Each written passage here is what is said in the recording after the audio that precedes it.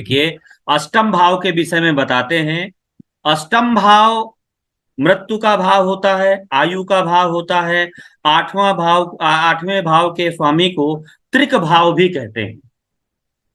6, 8, 12 भाव के स्वामियों को त्रिक भाव कहते हैं। इस संसार में मनुष्य जन्म लेने के बाद अगर सबसे ज्यादा जरूरी है तो व्यक्ति की आयु है। अगर व्यक्ति दीर्घायु नहीं हुआ, कम उम्र में मृत्यु को प्राप्त कर गया, तो इस जीवन के जो सभी प्रकार के जो सुख हैं वो नहीं भोग पाता है। इसलिए जीवन के इस संसार में कुछ करने के लिए, इस संसार में जीवन धारण करने के लिए, इस संसार में हमें सभी प्रकार के सुख ऐश्वर्य भोगने के लिए हमें आयु की आवश्यकता होती है। तो आयु के जितने भी रहस्य हैं वो अष्टम भाव से जाने जाते हैं। आप काल पुरुष की कुंडली जो होती है वो ईश्वर की कुंडली होती है। ईश्वर की कुंडली में मंगल लग्नेश होता है और अष्टम भाव में आकर के प्राण त्याग देता है। लग्न में मंगल शरीर को धारण करता है, अष्टम भाव में आकर के शरीर को छोड़ देता है। मेष लग्न में मंगल शरीर को धारण करता है और वृश्चिक लग्न में आकर के मंगल शरीर को त्याग देता है। जन्म लेने के पूर्व हमारी जो एक आत्मा होती है वो सूर्य होती है और हमारा जो जीव तत्व होता है वो गुरु होता है।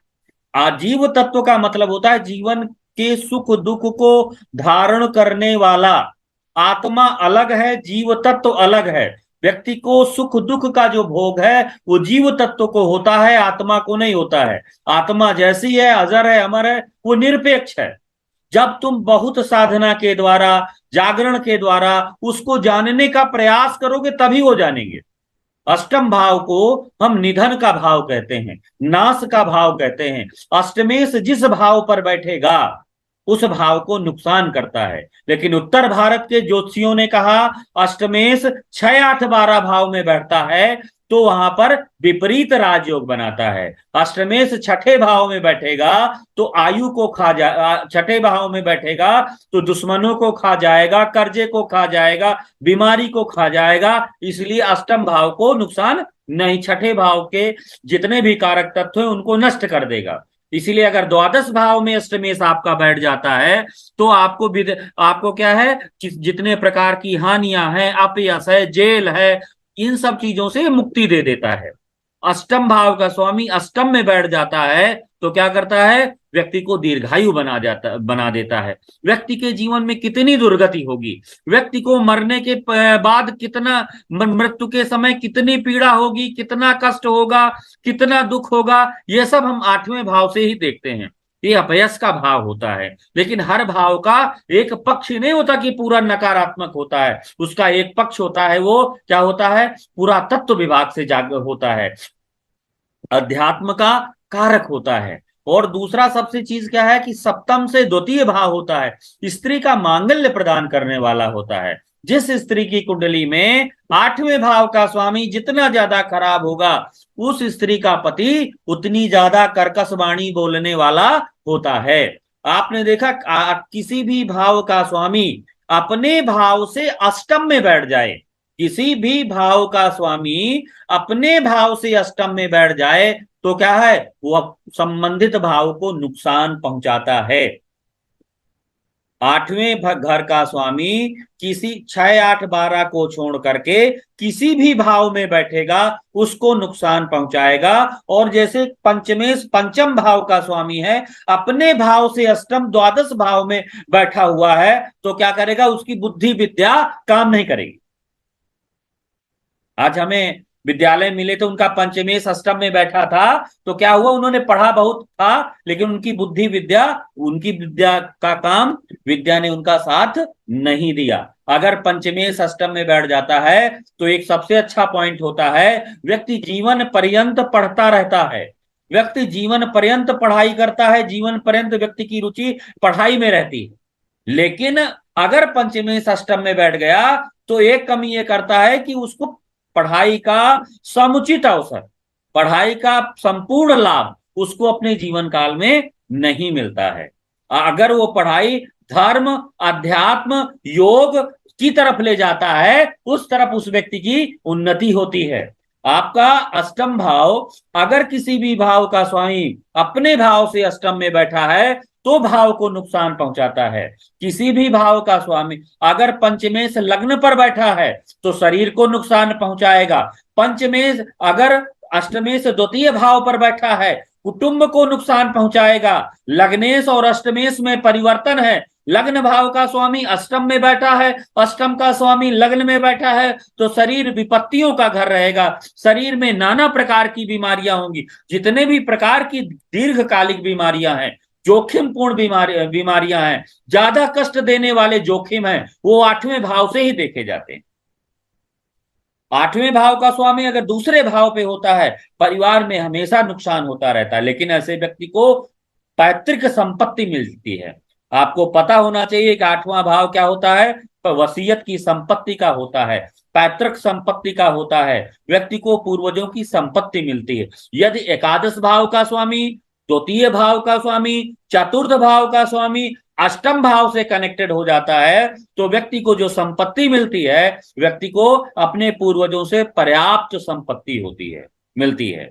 और अष्टम भाव एक बात और है, अष्टम अष्टम भाव शोध का होता है, रिसर्च का होता है। जितने भी प्रकार के वैज्ञानिक हैं, जितने भी प्रकार के शोध करने वाले प्रोफेसर हैं, जितने प्रकार के पीएचडी करने वाले, उच्च अध्ययन करने वाले व्यक्ति हैं, उनकी कुंडली में अष्टमेश का संबंध पंचम भाव से, बुध से अवश्य दिखाई देगा। और एक पते की बात बताता हूं कि आठवें भाव के स्वामी का संबंध तीसरे भाव और पंचम भाव के स्वामी से बन जाता है तो देखिए वो व्यक्ति वैज्ञानिक होगा, बड़े बड़े रिसर्च करने वाला होगा, शोध करने वाला होगा। आठवां भाव जो आपका होता है ना, वो आपके अचेतन मन का होता है। आपका जो माइंड है वो 10% ऊपर है, कॉन्शियस माइंड आपका 10% ऊपर है, और 90% आपका सबकॉन्शियस माइंड होता है। और सबकॉन्शियस माइंड से पूरा जीवन चलता है। 90% में केवल हम 10% में केवल हमको साधारण बोध होता है। जो हमारा अचेतन मन होता है उसमें वो 90% होता है। अब पूरे जीवन में अचेतन मन का ही बहुत बड़ा महत्व होता है। जो बात आपके अचेतन मन में बैठ जाती है उसको कोई जल्दी से रिमूव नहीं कर सकता। जैसे कोई प्रेमी प्रेमिका में अगर प्रेम हो गया और अचेतन मन में वो बात बैठ जाती है तो प्रेमी 10 बार सोचता है कि साथ छोड़ जाए, नहीं छोड़ता। उसी तरह अगर कोई नशेड़ी व्यक्ति है और नशा करते करते जब उसके सबकॉन्शियस माइंड में नशा पहुंच जाता है, धीरे धीरे वो रोज सोचता है कि आज नहीं पीऊंगा, कल आज पी लेता हूं, कल नहीं पीऊंगा, आज खा लेता हूं, कल नहीं करूंगा। लेकिन वो शाम को कहता है चलो एक घूंट और पी लेते हैं, कल फिर देखेंगे। वो जीवन पर्यंत कल कल करते पूरा जीवन निकाल देता है। तो सबकॉन्शियस माइंड से अगर वो बात हटा दी जाए तो जीवन में तुरंत हट सकता है। और कैसे हटता है, ये आपको आज्ञा चक्र जो होता है, आपका डिवाइन आई जो होती है, ये यहाँ पर जो होता है उस चक्र पर ध्यान लगाने से सबकॉन्शियस माइंड हटता है। या तो हार्ट चक्रा पर आप ध्यान लगाइए, जो आपका राहत नाद है, हार्ट चक्रा है, यहाँ पर आपको इस मुद्रा पर आप लगाएंगे तो आप आपके अंतःकरण में आप जा सकते हैं।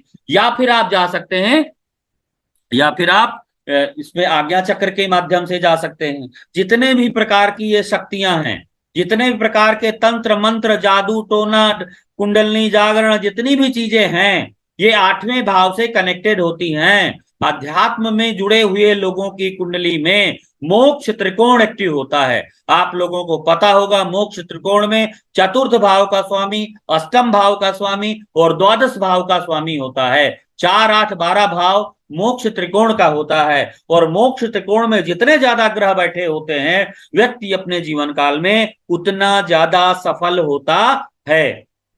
अगर किसी की कुंडली में आठवें भाव पर सूर्य बैठा है तो उसको क्या होगा, नेत्रों का रोग होगा। किसी की कुंडली में आठवें भाव पर चंद्रमा बैठा है, नजला जुखाम मानसिक रोग होगा। किसी की कुंडली में आठवें भाव पर गुरु बैठा हुआ है तो क्या होगा, व्यक्ति हमेशा उसको फेफड़े की बीमारी, सांस की बीमारी, उदर के रोग बने रहेंगे। किसी की कुंडली में शुक्र अष्टम भाव पर बैठा है उसको हमेशा गुप्तांगों के रोग बने रहेंगे। किसी की कुंडली में मंगल बैठा हुआ है तो उसको क्या होगा, उसको पाइल्स है, बवासीर है, इस तरह के रोग उसको हमेशा बने रहेंगे। किसी की कुंडली में आठवें भाव पर राहु केतु बैठे हैं तो ऐसे लोगों को गंभीर बीमारियां होती हैं। आपको पता होना चाहिए कि राहु केतु गंभीर बीमारी देने वाले होते हैं। राहु का संबंध किसी भी ग्रह से अंशात्मक युति में जितना नजदीक होता है व्यक्ति अपने जीवन काल में, उतने ज्यादा उसके जीवन में रिस्क फैक्टर होता है। अष्टम भाव आपकी मृत्यु का है।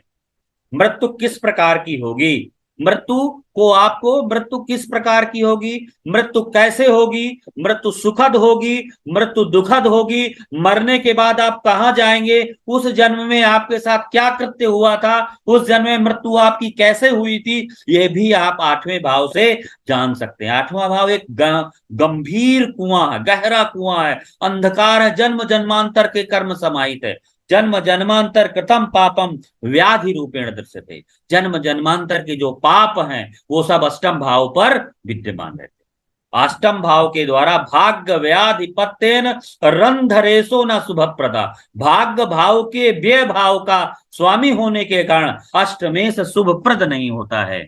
अगर अष्टमेश वालों को लॉटरी, अष्टमेश अच्छा होता है तो लॉटरी से धन मिलता है। अष्टमेश यदि अगर आपका सट्टा है, जुआ है, शेयर है, इनसे भी, तंत्र मंत्र वाले जितने भी होते हैं वो भी आठवें भाव से ही जुड़े होते हैं। आठवें भाव के स्वामी का संबंध पंचम भाव से हो जाता है तो शिक्षा कैसी होती है, शिक्षा रिसर्च और शोध की होती है। आठवें भाव के स्वामी का संबंध छठे से हो जाता है तो व्यक्ति की सेवा भाव, व्यक्ति चिकित्सा से जुड़कर काम करने वाला होता है। यदि किसी की कुंडली में गुरु शनि राहु बैठा हो या शनि का संबंध अष्टमेश और राहु के साथ बैठा हो तो भी व्यक्ति जो क्या क्या करता है, ऐसा व्यक्ति चिकित्सा से जुड़कर काम करने वाला होता है। जितने भी धार्मिक लोग होंगे, जितने भी आध्यात्मिक लोग होंगे, जितने भी पूजा पाठ करने वाले लोग होंगे, उनकी कुंडली में आठवें घर का स्वामी प्रबल होगा। शनि चंद्र केतु की युति अपने आप में बहुत महत्वपूर्ण मानी जाती है। अगर किसी की कुंडली में गुरु का संबंध अष्टम भाव से हो जाए तो ऐसा व्यक्ति तंत्र मंत्र के क्षेत्र में, साधना के क्षेत्र में बड़ी उन्नति करता है और अपनी चेतना को धीरे धीरे मृत्यु तक आते आते स्वयं को जान लेता है। इतना महत्व अष्टम भाव के स्वामी का होता है। और देखिए जितनी भी पैतृक संपत्ति है, जितनी भी भू संपत्तियां हैं, ये सब भी आठवें भाव से ही देखा जाता है। मृत्यु के बारे में अगर आपको बताएं, आठवें घर का स्वामी जितना ज्यादा कमजोर होगा, जितना ज्यादा पीड़ित होगा, उसको राहु केतु के साथ जितना ज्यादा प्रभाव होगा, व्यक्ति की मृत्यु उतनी ही दुखद होगी।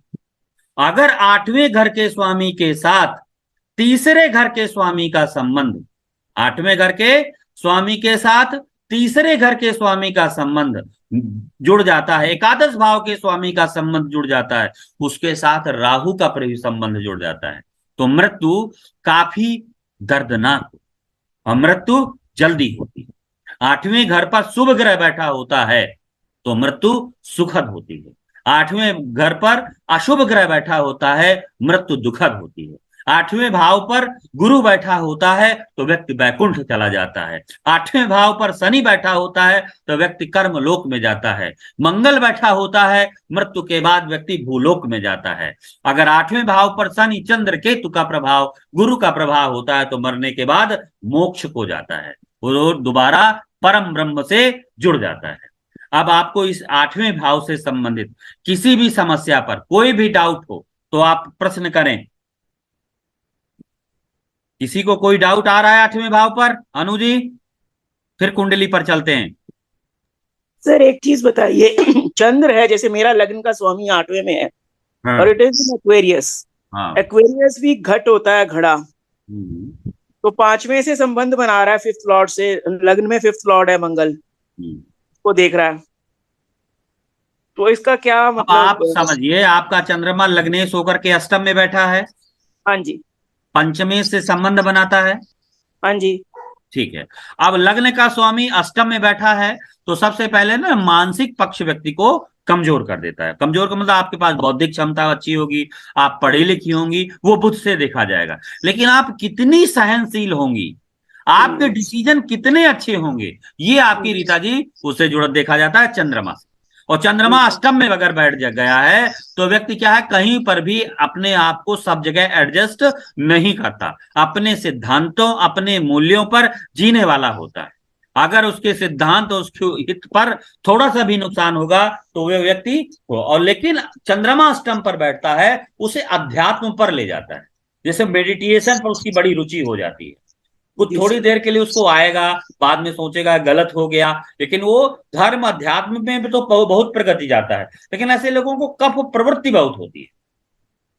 हाँ, कफ कोल्ड जल्दी होता है मुझे। दार्शनिक भी आपको दार्शनिकता होगी, थॉट प्रोसेस बहुत चलता है, ठीक है, लेकिन सहनशीलता कम होती है। इसका एक नुकसान सहनशीलता कम होती है, शरीर बड़ी जल्दी इफेक्टिव होता है। हाँ, अब ये चंद्रमा यहाँ पर आपका बैठा है तो पंचमे से संबंध बना है, तो आपको ना गूढ़ विषय, गंभीर विषय, इस समय देखिए आप हाई कोर्ट या सुप्रीम कोर्ट बैठती हैं और आप अच्छी एडवोकेट हैं आप, और इस समय जो स्थितियां हैं आपकी, अभी भी ये सब करने के बाद भी आपकी रुचि अध्यात्म की तरफ रहती है, ज्योतिष की गहराई को आप जानना चाहती हैं, और ध्यान में भी बहुत अच्छी आपकी रुचि है, और अध्यात्म भी आपका अच्छा है, तो ये बुद्धि जो है वो रहस्य खोजने में लग जाती है। तो बुद्धि आपकी रहस्य खोजने में, उसका भौतिक प्रभाव क्या हुआ? उसका भौतिक प्रभाव यह हुआ, उसने संतान सुख से वंचित कर दिया। आपको जीवन में जो सुख थे, उन सुखों से, आप भौतिक सांसारिक सुखों से इसने आपको वंचित कर दिया। आपको उसने आध्यात्मिक लेवल के मां सुख दिए। सर वो लॉर्ड तो हो गया ना, शनि केतु तो सेवंथ में आ गया ना, तो उससे भी संबंध मंगल का मून का हो गया। शनि चंद्र केतु का संबंध बन गया ना, इसीलिए तो योग बन गया ना आपका। शनि धर्म अध्यात्म एक तरह का, देखिए शनि चंद्र केतु एक प्रकार का ये संन्यास योग होता है। जिसकी भी कुंडली में होगा वो सब कुछ कर लेगा, लेकिन उसके जीवन में जब तक वो अध्यात्म में नहीं जाएगा तब तक उसको कभी भी तृप्ति नहीं हो सकती है। सब कर ले, कितना कमा ले, कितना कर ले, लेकिन अंतिम स्थिति उसकी संन्यास पर, अध्यात्म पर। उसको इतने चोटें जीवन में लगती हैं, भावनात्मक रूप से व्यक्ति इतना टूटता है कि अंत में वो चला जाता है। नहीं, ये सच है सर, चीजें ये है। हाँ, वह अपने वैवाहिक जीवन से, अपने जीवन अपनों से इतना उसे चोट लगती है कि लास्ट में चला जाता है, और जब वो चला जाता है तब उसके जीवन में एक नया जीवन आ जाता है। तो चंद्रमा क्या हो जाता है? मन हो जाता है। शनि क्या होता है? अध्यात्म हो जाता है। केतु क्या होता है? मोक्ष हो जाता है। मन मोक्ष में रम जाता है। मन से, जीवन के उन तनावों से इतना मन भर जाता है कि वो शांति ढूंढता है, और शांति के लिए ऐसे पहाड़ी क्षेत्रों में जाता है, ऐसे मतलब ऊंचे ऊंचे पहाड़ी क्षेत्रों में, बर्फीले क्षेत्रों में, हिल एरिया में जाने का बड़ा इच्छुक रहता है। और ऐसे लोगों को तंत्र की अपेक्षा अध्यात्म में ज्यादा रुचि होती है, स्वयं को इनलाइट कर, स्पिरिचुअल ज्यादा होते हैं। क्यों रीता जी? ठीक है सर, ठीक कह रहे हैं आप, ठीक कह रहे हैं। अष्टमेश यदि 12वें में जाए, 12वें के स्वामी के साथ बैठे। आप देखिए, मैं आपको परिवर्तन अनुजी बताता हूँ, आपको परिवर्तन में पूरा घुमाता हूं, समझिए मेरी बात को।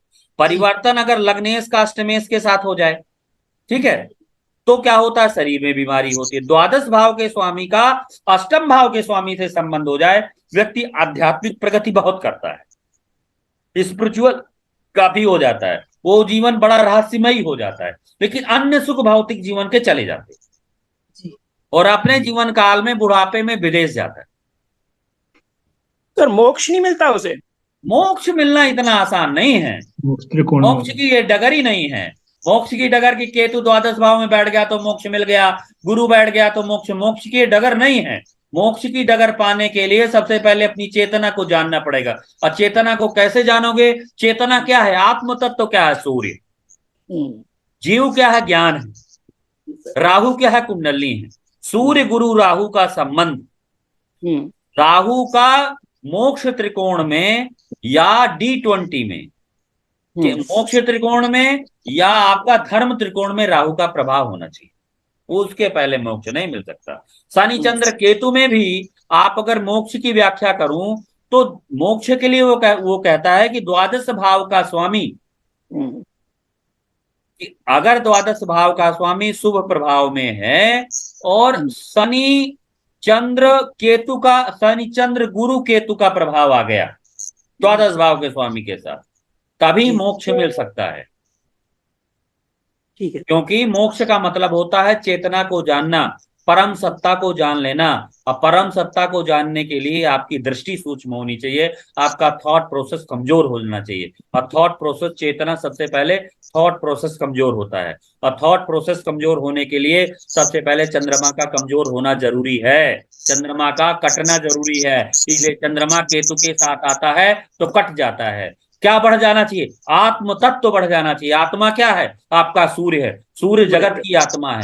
व्यक्ति के जीवन में परमात्मा का जो अंश है वो सूर्य है, नारायण का प्रतीक होता है। इस संसार की जितनी भी उच्चता है, इस संसार में जितनी भी माया है, इस संसार में परमात्मा का जो स्वरूप है वही सूर्य है। आप बताइए, सूर्य के प्रकाश को गीता कहती है ना आत्मा को काटा जा सकता, न सुखाया जा सकता, न अलग किया जा सकता, आत्मा अजर अमर है। तो सूर्य के प्रकाश को बताओ कहाँ काट सकते हो, नाप सकते हो, तौल सकते हो, कुछ कर सकते हो? अरे वही तो आत्मा का स्वरूप है, उस प्रकाश में ही परमात्मा का अंश छिपा है। तो सर इसीलिए सूर्य को आत्म तत्व का कारक माना गया है। सर 12th लॉर्ड के साथ सूर्य आ जाए तो फिर वो अच्छा होता है? 12th लॉर्ड के साथ सूर्य आ गया तो व्यक्ति जीव कहाँ फंसा है? जीव का राहु के साथ फंस गया, चंद्रमा के पास फंस गया, जीव का संबंध 2-3 स्त्री ग्रहों से फंस गया, तो फिर लड़कियों के चक्कर में आ गया, पुजारी तो बन गया।